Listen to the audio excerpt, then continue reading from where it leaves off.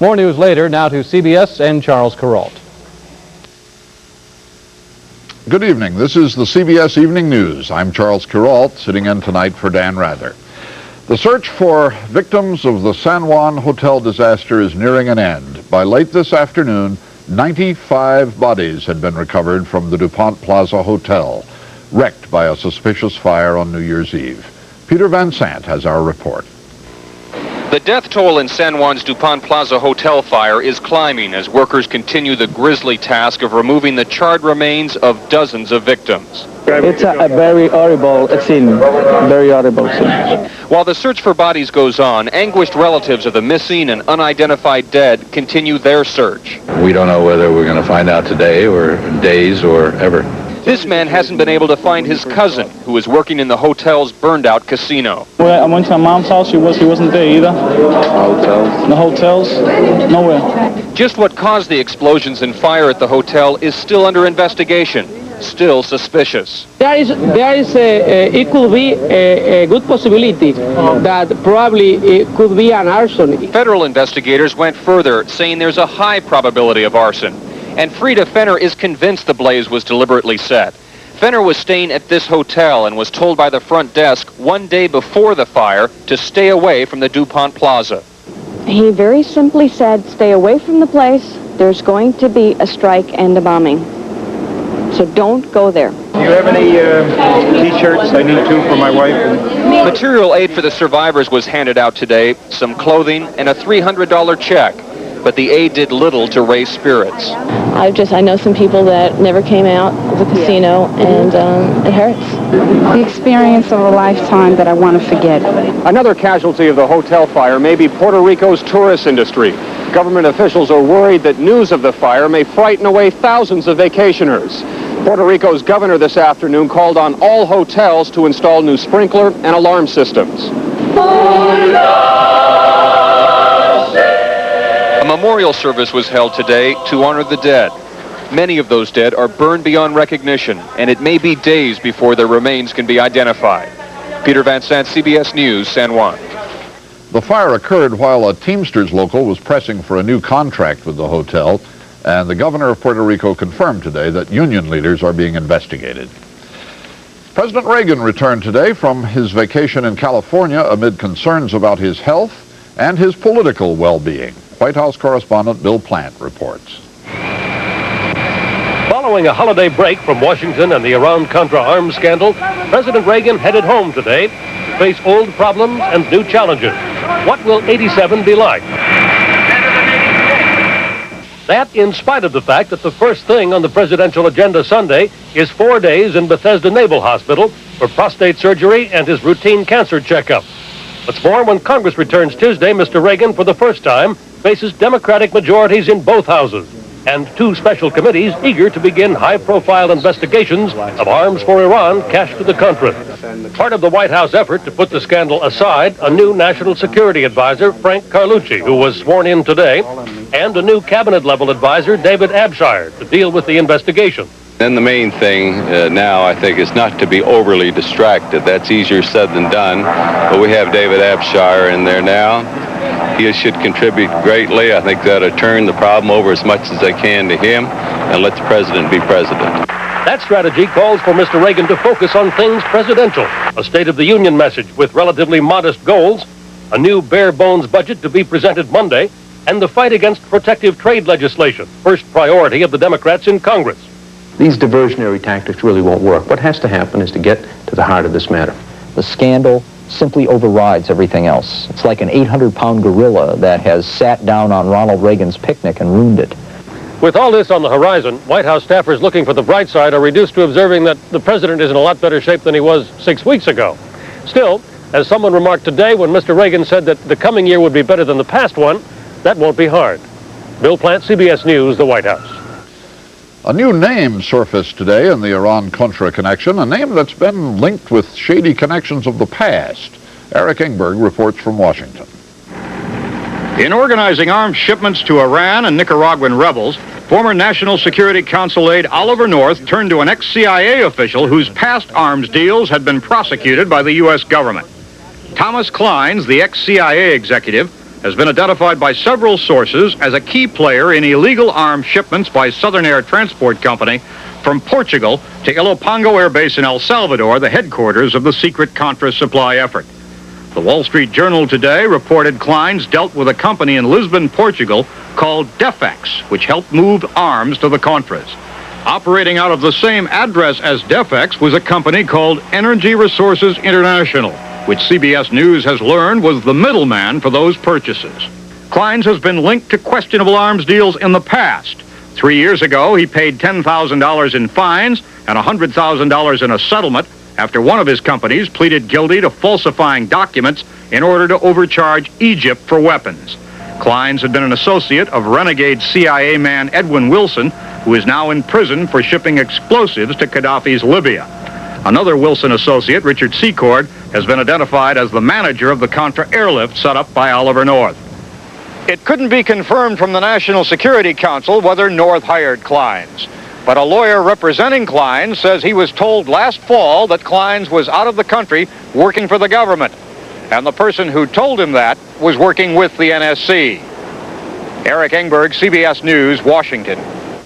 The Iran-Contra arms scandal has not changed President Reagan's plans to seek an additional $100 million in aid for the Contras in his new federal budget request to Congress.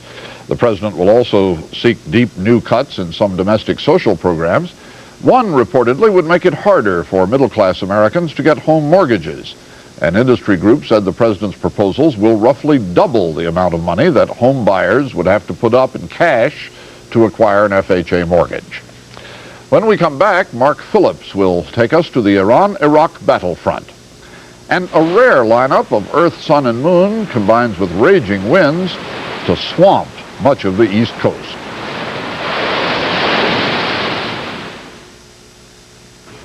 Full-figured women love to tell us how well just my size pantyhose fit.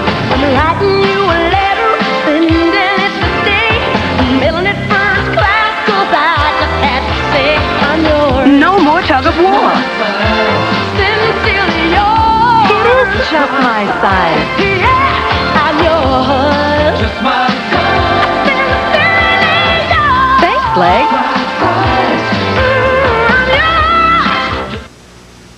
Moms have the neatest way to ease you into things. Like when you were a kid and needed a laxative, she wouldn't give you a harsh laxative. No. She'd say, Mom will make it better. Bet she meant this, Mom. Phillips milk of magnesia. M-O-M. And even when you're grown up, Mom gives you easy relief, not harsh. Doctors recommend milk of magnesia. See? Mom knows what's good for you. You know, no matter how old you are, nobody treats you better than Mom. The interminable war between Iran and Iraq is assuming some of the aspects of a classical Greek tragedy, which inevitably ended with all the actors dead upon the stage. Iraq is claiming a big military triumph this week, as Mark Phillips reports from the battlefield. On the southern front of the Iran-Iraq war, Iraqi soldiers are celebrating what they say is a great victory.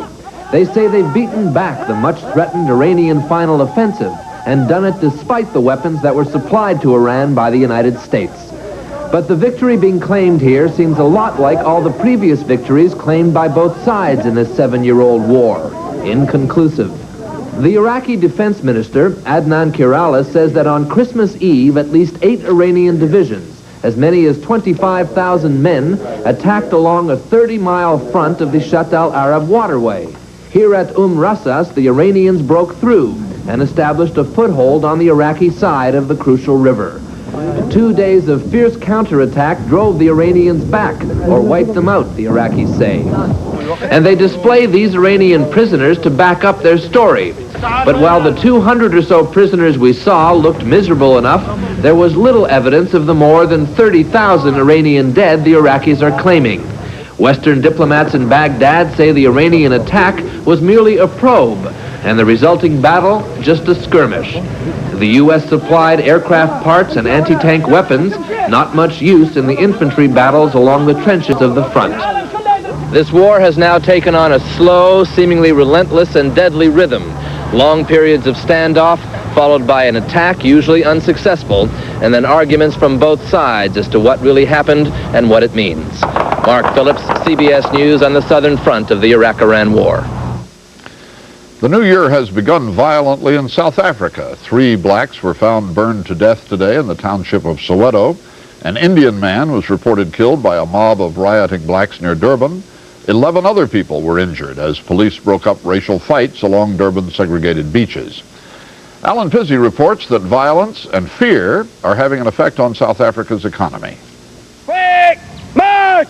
Political turmoil and racial unrest in South Africa have had at least one positive effect: work for tens of thousands of blacks who might otherwise be unemployed. Security guards are now one of the country's major growth industries. At least 80 companies operate in Johannesburg alone, training guards in 9-day courses, an indication of South Africa's widespread fear of violence. They supervise entry into factories and offices, take names, check stock. Almost every major store in Johannesburg has guards on the doors. They're as concerned with making sure that bombs don't get in as they are encountering crimes like shoplifting, a growing phenomenon spurred by a tight economy and unemployment as high as 65% in some areas. Private individuals are becoming their own guards, paying large fees to have family pets turned into killers, at least sometimes.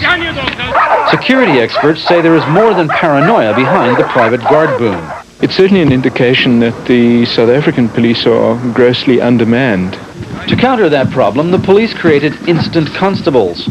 Trained in 6 weeks, the constables are deployed in black townships to guard anything that the government fears might be a target of anti-apartheid action. Civil rights groups charged that the men weren't capable of using the deadly tools of the South African police trade and accused the police of using them as a way to bully legitimate opposition. But the police defended the new force. There is nothing sinister about the training of the special constables. The police presented the new recruits as a serious adjunct to the forces of law and order. But they will need their weapons just to live in the communities they're supposed to protect. Any person donning uniform for that purpose is regarded by the general community as a sellout and is himself threatened, his family is intimidated and so on. The feeling here is that the security boom has just begun, that the conflict the guards are supposed to counter will continue for years to come. Alan Pizzi, CBS News, Johannesburg. China's official media today called for severe punishment of those described as enemies who are leading demonstrations for more democracy. But so far there hasn't been any severe punishment, and Chinese students show no signs of giving up their campaign. Thousands of students marched before dawn today in Beijing, demanding the release of a few who were arrested yesterday. They got what they wanted, and the freed students returned to campus to a hero's welcome.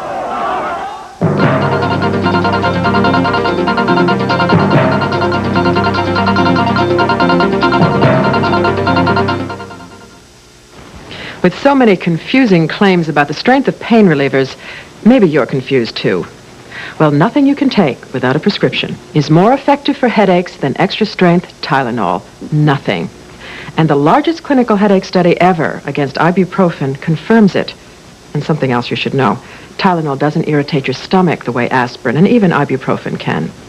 If nothing is more effective for headaches, and Tylenol is gentler to your stomach, shouldn't your choice be Tylenol? If you're taking more pills than you like for minor arthritis pain, try Aspercreme. Aspercreme concentrates hours of relief right where you hurt, penetrating, long-lasting relief. And there's no odor. Aspercreme, strong, effective relief without pills or odor. This woman has an irritating rash that's inflamed and itchy. She's using maximum strength Cortisone 5 to go deep below the skin's surface. Cortisone 5 gets under the itch for soothing relief and help in healing. Cortisone 5, itch relief and help in healing. Syzygy looks like the third line on an eye test chart. It means a celestial alignment, and today such an alignment of the Earth, Sun, and Moon combined with very bad weather to hit the coast of New England with the most vicious winter storm since the blizzard of 1978.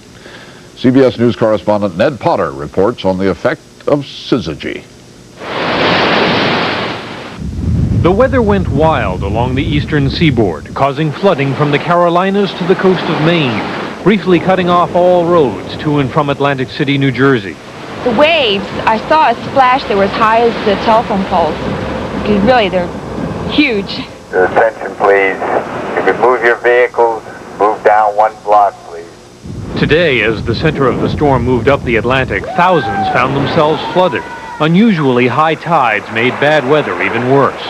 If you wanted to curse at the heavens for all this, you wouldn't be entirely out of line, because it so happens the heavens are in line right now. There's an unusual astronomical alignment happening this week, which is making those tides worse. The Earth's orbit is not a circle, it's an ellipse, and we're at the closest point to the sun today. The moon passed its closest point to the Earth Tuesday night. Furthermore, the Earth, moon, and sun are virtually in a straight line now, a phenomenon known as a syzygy.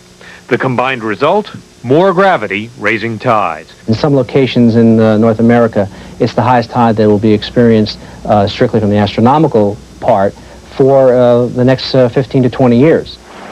In California, for instance, the Pacific lapped over the coastal highway. For Atlantic City's gamblers, there was little more to do except place a few more bets.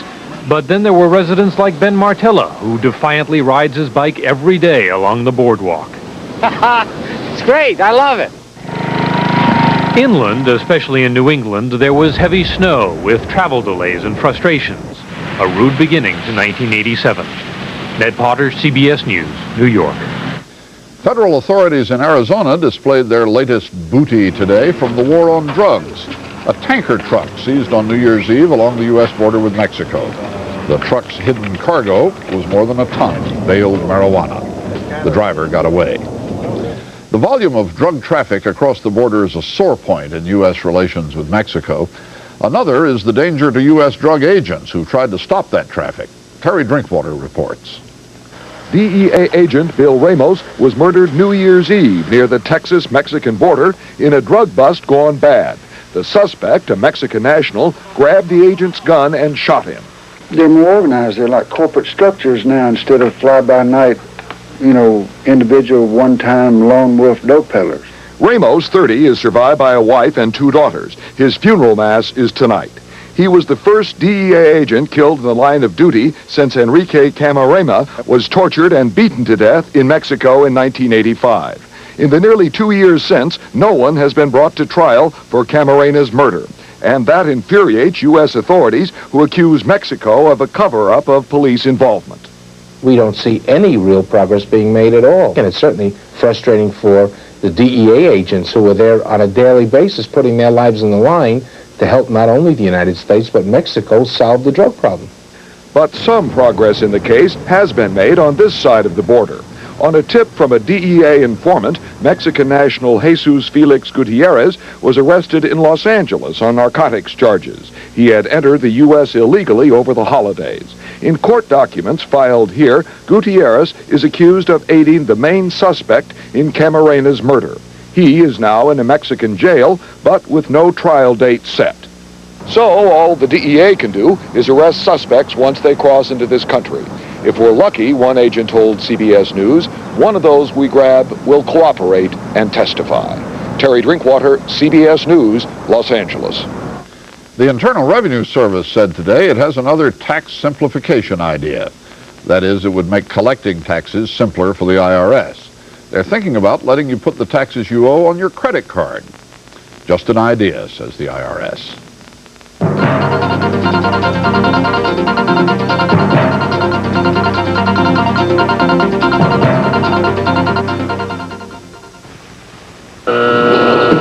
Only American Family makes its winners millionaires year in and year out. This February, you may be next. $10 million. Millions of dollars for homes, travel, boats, cars, all for you. And still have millions of dollars left over. So watch for the American Family Publishers envelope with my picture. Just 2 months from now, I may be awarding you $10 million. Enter now. Canon's new personal copiers come in 4 colors and copy in 5. Red's your color. And this replaceable cartridge makes them simple, even for you. Lighten up, Jack. They are light. Here. What a guy. For information, call toll-free 1-800-OK-Canon. Tums doesn't have it. Rolaids doesn't have it. Maalox-Plus does. We have what you need for complete relief of excess acid, heartburn, and gas. Maalox for acid and heartburn, plus simethicone for gas. Get complete relief. Try Maalox-Plus. A West German container ship is stranded on the beach today on the French side of the English Channel. It ran aground in rough weather yesterday and spilled 60 tons of its own fuel, but the crew escaped injury, and officials said there is no threat of serious pollution. The ship was en route from Ireland to Holland. The new embassy the United States is building in Moscow is obviously going to be a nice place, but the United States has suddenly stopped building it, for a reason Moscow correspondent Wyatt Andrews goes into now. To many diplomats, this is more palace than embassy. A swimming pool and sauna set in an atrium, full-length basketball court, a hairdressing salon, 4-lane bowling alley, commissary and snack bar. The new Moscow Embassy complex is among the most elaborate and expensive buildings the United States owns overseas. The problem is its centerpiece, an 8-story office building nowhere near completion. Construction work is idle because American experts believe the Russians have laced the entire structure with high-tech listening devices. It would make James Bond look like play toys, I think. It's very advanced, some of the most sophisticated listening devices and intelligence equipment that we've ever come across, and we consider it very serious. Reaction to the bugging has been furious, with some congressmen asking if it might be cheaper to tear the building down than to find and disable the bugs. That's seen as unlikely. Diplomats who want the Russians to pay for the fixing of the embassy are also furious, but at Congress for going public with what they see as a national security issue in the middle of negotiations. I think the congressional committees have done entirely too much talking about what they've been told, and I certainly am not going to add to it. You're not going to tell us if this is a great big antenna behind you? I am certainly not going to comment on that. With the office building off limits but the housing area open, the compound is more like a $190 million retreat. It is so modern, so unlike Moscow, scores of career diplomats don't want to move in. There is fear of losing contact in the community. I think we miss a lot of the local color, but by the same token, it's extremely comfortable here. Diplomats hope to solve the office building impasse by forbidding the Russians to do business in their new Washington embassy until the Moscow embassy is electronically cleared and finished. It will take a minimum of 2 to 3 years. In the meantime, the complex in Moscow will function like a transplant of Little America, a splash of color painted on Moscow's black and white landscape. Wyatt Andrews, CBS News, Moscow.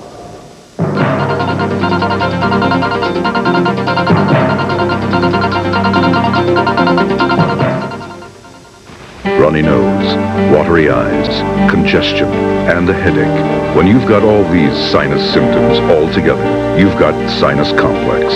And that's too complex a problem for most cold or sinus remedies. You need maximum strength Sinutab, specially developed to relieve all the symptoms of sinus complex. Sinutab, you'll feel altogether better. And take new Sinutab nighttime at night to feel altogether better in the morning. It's a question of taste. If you had your pick of 2 cereals, both with 100% nutrition, would you pick the one with just one kind of flake? Or Kellogg's Just Right with 3 different kinds of flakes, plus hearty rolled oats, plump raisins, sweet juicy dates, and crisp crunchy nuts? You're not alone. 3 out of 4 people picked Just Right over every other high vitamin cereal. There was no question of nutrition. It was simply a question of taste. Kellogg's Just Right with fruit or whole grain. When your child is sick, you have enough to worry about. That's why this BD digital fever thermometer is so helpful. It gives you accurate readings 4 times faster than the old glass kind. 4 times faster and safer, too. No glass to break. A beep signal tells you when to read it, and the big bold numbers are easy to see. From BD, the thermometer brand doctors use most. BD takes the worry out of taking temperatures. Quick now, who won the Holiday Bowl football game? The Independence Bowl, the Gator Aloha California Hall of Fame and Freedom Bowls. Every hamlet in the land has a bowl game, it seems, and if you think it all comes to an end tonight, with the Fiesta Bowl determining the national champion, think again.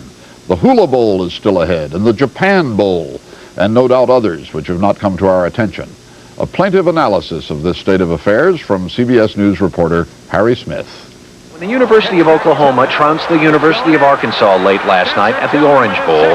It was just another anticlimax in the orgy of college football bowl games that started 3 weeks ago. The bowl game situation has changed because now instead of the 12 days of Christmas, you've got all these bowl games leading up to the holidays. You know, it's like two turtle doves playing three French hens. Once upon a time, there were 4 major bowl games: rose, cotton, orange, and sugar.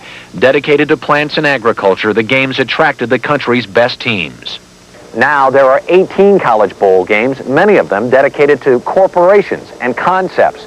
And participating in one means little more than collecting a big paycheck. 1/3 of the bowls now share their names with corporate sponsors. Mazda Gator, SeaWorld Holiday, and John Hancock's son will contribute to a total bowl game purse this year of $47 million. Even schools like Tennessee and Minnesota, who between them won only 12 of 22 games this season, got to play in a bowl. The final score wasn't as important as the bottom line. Each school walked away with $800,000. To make a bowl game now is sort of like getting your name in the phone book, you know. I mean, it's like getting a $2 lottery winner or something. It's one big lotto game, and I think it hurts the game. Once known as postseason classics, these days few fans can remember who's playing whom and for what. Let me see if you can answer this question. Who played in the Aloha Bowl this year? How about the Liberty Bowl? No.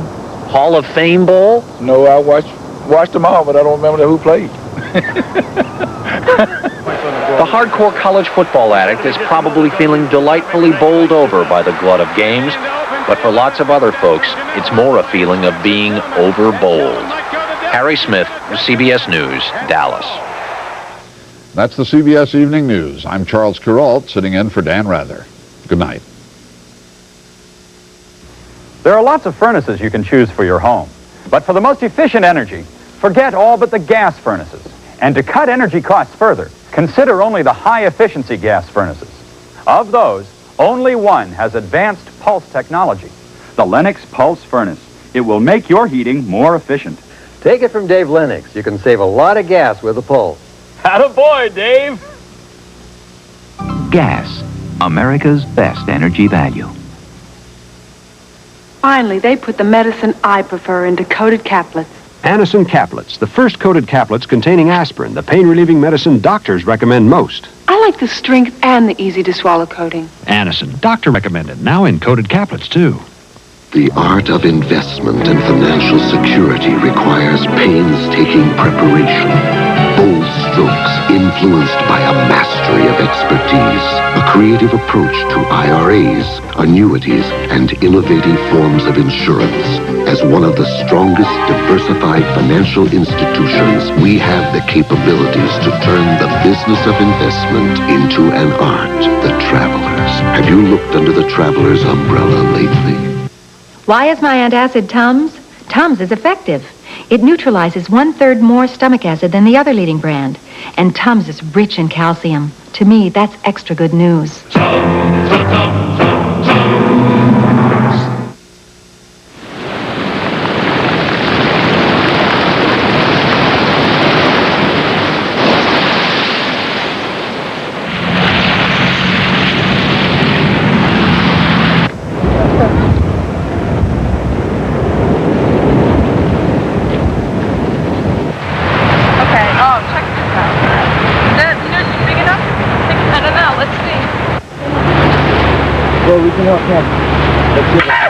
Crack, you guys. Jay Schrader rejuvenating the Redskins. Now they must face a quarterback named Fruity and a team called the Bears. The playoff collision tomorrow on CBS Sports. This is CBS. The TV8 News, live at 6, next. Say no to snow now and warm up in Waikiki. You'll find a very affordable price from Pleasant Hawaiian Holiday. This week on Time Capsule. Mussel industry may be a well-kept secret, but clammers along the Mississippi are fighting new government regulation and are worried about mysterious mussel kills. I'm Rob Davis. I'll have the story this week. The Iowa Air National Guard has been in Des Moines for 45 years, but just what they do isn't exactly common knowledge. I'm John McLaughlin. The planes, the pilots, and the personnel that keep them flying this week on Time Capsule. Join host Dave Buzik for Time Capsule, Sunday at 5:30 on TV8. Now, who's this message from? I'm afraid it's from a new enemy, sire. He calls himself inflation.